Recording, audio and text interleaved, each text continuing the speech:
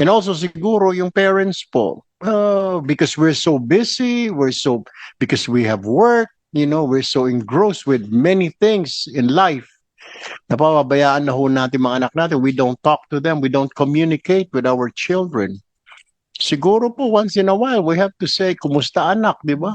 I mean, over dinner, over lunch, or during weekend. Just ask our child. This should be a lesson for everybody, for every parent attending here and listening to this hearing. Please talk to your children, talk to your child. Kung nag-iisa po yan, you think he's okay or she's okay, para malaman ho ninyo what's going on inside his or her mind. Malay mo, hindi po siya violente, pero deep down inside, he or she wants to end his or her life. There's so many instances. There's many things like that. The mga kabataan ngayon, they're so fragile.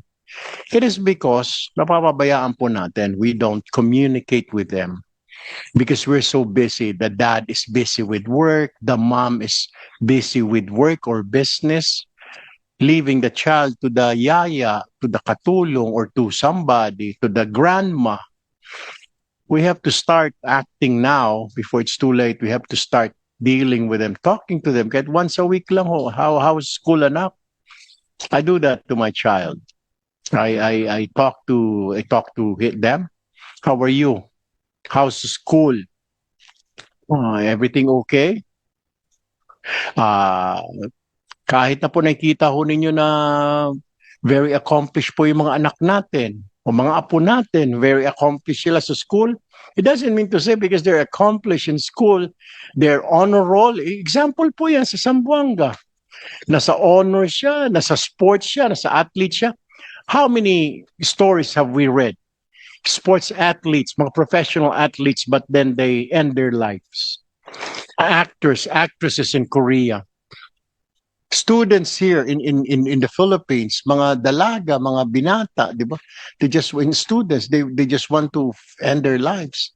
There's something po eh. So we have to communicate. Because people like this who are depressed, they have problems, hindi na po nila makayanan siguro yung problema. So they need somebody. Hindi lang kaso mo, Senrisa, wala pong kumakausap. Walang mother, walang father because the parents are busy.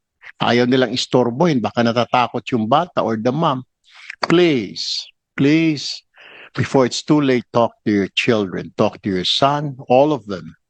Kung yung isa malungkutin, talk to the child. Kung yung isa masiglahin, still talk to the child because we'll never know. Because that might be the last day. The last day that he or she leaves for school, that's the last day that you see him or her alive. So, we all failed. Everybody failed. Yung sa Tacloban at saka sa Zamboanga.